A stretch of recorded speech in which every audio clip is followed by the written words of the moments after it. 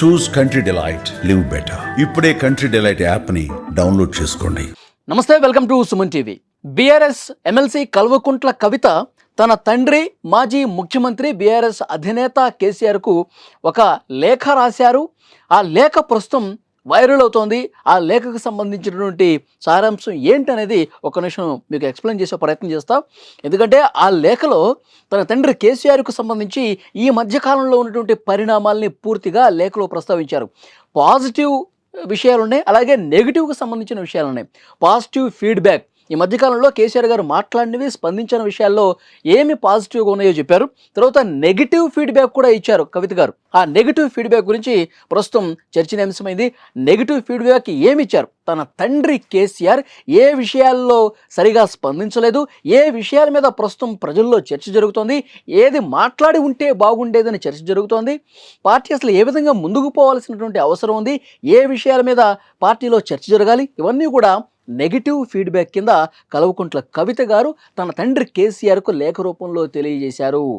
అది ప్రస్తుతం social media, main stream media అన్ని చోట్ల వైరల్ అవుతుంది. కవిత గారు రాసినటువంటి ఈ లేఖ ఏముందో ఒక్కసారి నేను చెప్తాను.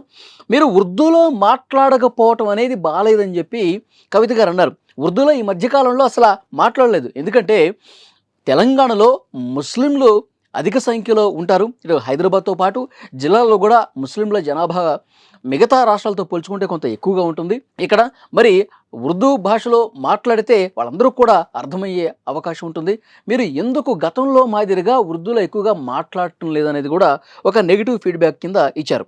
తర్వాత వక్ఫ్ బిల్లు కేంద్రం ఉభయ సభల్లో ఆమోదం తెలియజేసింది. తర్వాత రాష్ట్రపతి దగ్గరికి వెళ్ళింది. ఆ ఫైలు రాష్ట్రపతి కూడా ఆమోద ముద్ర వేశారు. వక్ఫ్ సవరణ బిల్లుకు సంబంధించి దేశవ్యాప్తంగా ముస్లింలు ఆందోళన చేసినటువంటి పరిస్థితి ఉంది. కొన్ని రాష్ట్రాల్లో తీవ్రమైనటువంటి వ్యతిరేకత వచ్చింది కేంద్ర ప్రభుత్వం మీద. భారతీయ జనతా పార్టీ ముస్లింల వ్యతిరేక చర్యలకు పాల్పడుతుందని చెప్పి మరి తెలంగాణ సాధించినటువంటి వ్యక్తిగా ఇక్కడ మాజీ ముఖ్యమంత్రి కేసీఆర్, బీఆర్ఎస్ పార్టీ అధ్యక్షులుగా ఉన్నటువంటి మీరు ముస్లింల విషయం వచ్చేసరికి అది చాలా కీలకమైనటువంటి సందర్భం కదా, మీరు మాట్లాడి ఉంటే బాగుండేది, ఎందుకు మాట్లాడలేదు అని ప్రశ్నించారు కల్వకుంట్ల కవిత గారు. అలాగే బీసీలకు 42% రిజర్వేషన్ అంశం గురించి మీరు ఎందుకు మాట్లాడలేదు, దాన్ని ఎందుకు విస్మరించారు, ఇది కూడా ప్రస్తావించారు. అలాగే ఎస్సీ వర్గీకరణ అంశం ఈ మధ్యకాలంలో ఇది కూడా చర్చనీయాంశమైంది. ఎస్సీ వర్గీకరణకి ఆమోదిస్తూ సుప్రీంకోర్టు కూడా కేంద్రాలకు అధికారం కల్పిస్తూ తీర్పు చెప్పినటువంటి పరిస్థితి ఉంది.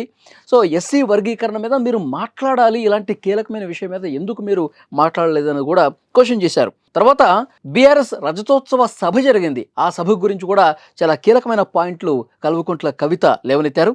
అంత పెద్ద మీటింగు జరిగినప్పుడు మళ్ళీ పాత ఇన్ఛార్జీలనే ఇవ్వటానికి కారణం ఏం కనిపిస్తోంది? పాత పద్ధతిలో మీరు ఇన్ఛార్జీల్ని నియమించడం వల్ల తెలంగాణ ఉద్యమకారులు, నిజమైనటువంటి ఉద్యమకారులు ఎవరైతే ఉన్నారో సో వాళ్ళకి దక్కాల్సినటువంటి ప్రాధాన్యత దక్కలేదు అని కూడా ఆమె ఆ విషయం ఈ లేఖలో ప్రస్తావించినటువంటి పరిస్థితి ఉంది.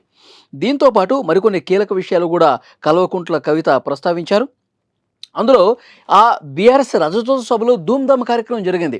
అది కూడా ఆశించినటువంటి ఫలితం ఇవ్వలేదు, సరిగా జరగలేదు. గతంలో బీఆర్ఎస్ ఏ సభ పెట్టినా తెలంగాణ ఉద్యమానికి సంబంధించినటువంటి ఆ పాటలు కావచ్చు, ఆ సాంస్కృతిక కార్యక్రమాలు కావచ్చు, ఇవన్నీ కూడా ప్రముఖ పాత్ర పోషించే సభల్లో. అలాంటి తెలంగాణ ధనం అనేది ఇక్కడ కనిపించలేదు. ఈ సభలో చాలా నిస్తేజంగా ఉందని కూడా ఆమె మాట్లాడినటువంటి పరిస్థితి ఉంది. తర్వాత బీజేపీ మీద మీరు కేవలం 2 నిమిషాలు మాత్రమే మాట్లాడటంతో చాలామంది ఫ్యూచర్లో పొత్తు పెట్టుకుంటారు అనేటువంటి అవకాశం ఉంది అని చెప్పి ఇది ప్రజల్లో చర్చ జరుగుతుందని కూడా మాట్లాడారు. అంటే బీఆర్ఎస్ బీజేపీ మీద చాలా మెతక వైఖరి అవలంబిస్తోంది. బీజేపీ చాలా నిర్ణయాలకు సంబంధించి కేసీఆర్ గారు ఉవ్వెత్తన ఎగిసిపడతారు, బీజేపీని కార్నర్ చేస్తారు, బీజేపీని క్వశ్చన్ చేస్తారు చాలా విషయాల్లో అని చెప్పి అనుకున్నారు. మన బీఆర్ఎస్ రజతోత్సవ సభ జరిగినప్పుడు కూడా కేవలం 2 నిమిషాల్లో బీజేపీ గురించి మాట్లాడి ముగించేశారు. కానీ ఇది సరైనటువంటి పద్ధతి కాదు అన్నట్లుగా అది కవిత గారి అభిప్రాయం ఉన్నట్టుగా కనిపిస్తోంది. ఎందుకంటే బీజేపీ మీద కవిత గారికి పీకల్లోతు కోపం ఉంది. ఎందుకంటే లిక్కర్ స్కామ్లో కవిత గారి పేరు రావటం, ఈడీ అరెస్ట్ చేయటం, తర్వాత సిబిఐ కూడా అరెస్ట్ చేయటం, కొన్ని నెలల పాటు ఆమె జైలు జీవితం గడిపారు తీహార్ జైల్లో. మరి అలాంటి బీజేపీ ఇక్కడ నన్ను ఇంత ఆవేదనకు గురి చేస్తే, బాధ పెడితే, ఇక్కడ తెలంగాణలో కూడా బీజేపీ ఎలా ఎదిగే ప్రయత్నం చేస్తుంది. మొన్న పార్లమెంట్ స్థానాల్లో కూడా బీఆర్ఎస్కి 0 వచ్చింది, బీజేపీకి 8 స్థానాలు వచ్చాయి. మరి అలాంటి బీజేపీతో టగ్ ఆఫ్ వార్ ఉండాలి. ఒక కేసీఆర్ అంటే పోరాట యోధుడు.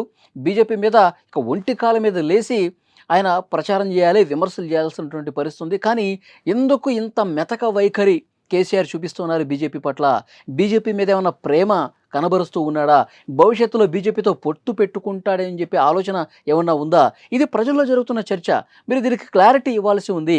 నిజంగా పొత్తు పెట్టుకునేది ఉంటే అది బహిరంగంగానే మొన్న రజతోత్సవ సభలోనే చెప్పే అవకాశం ఉండాలి కదా.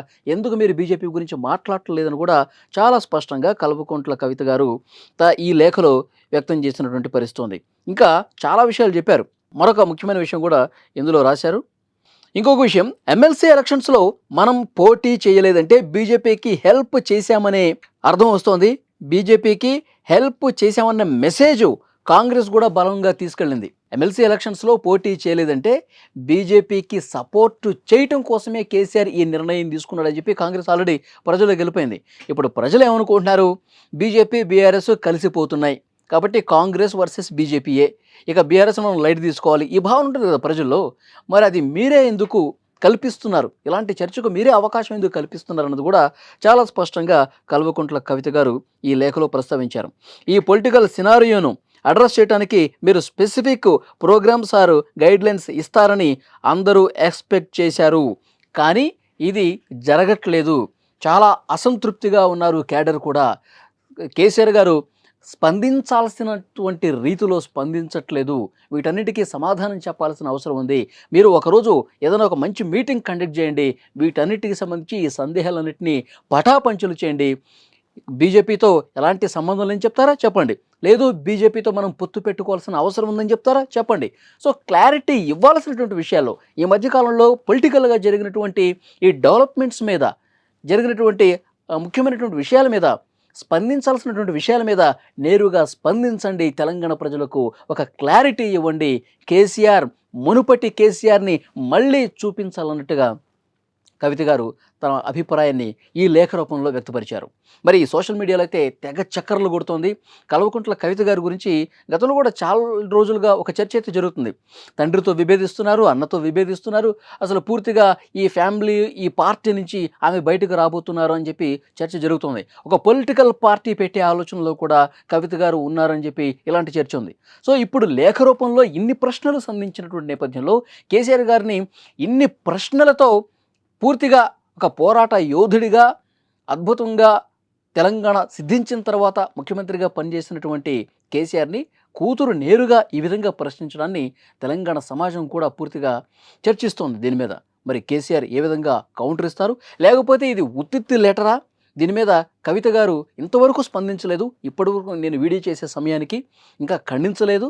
మరి దీని మీద ఏమన్నా మాట్లాడతారా? ఇది నిజమే, నేను తండ్రికి రాసిన లేఖ ఇదే, నాకున్నటువంటి అనుమానాలు, నాకు నా మనసులో ఉన్నటువంటి భావాలు నేను వ్యక్తపరిచానని చెప్తారా, లేకపోతే ఇదంతా ఉత్తిదే అని చెప్తారన్నది కూడా ఆమె క్లారిటీ ఇవ్వాల్సినటువంటి అవసరం ఉంది. ఇప్పటివరకు అయితే బీఆర్ఎస్ పార్టీ నుంచి కూడా ఎలాంటి స్పందన రాలేదు. ఇక భవిష్యత్తులో ఏమైనా వస్తుందేమో చూడాలి. ఈ లెటర్ మీద మీ అభిప్రాయాన్ని ఫ్రెండ్స్ కామెంట్ రూపంలో తప్పకుండా తెలియజేయండి. Thank you very much.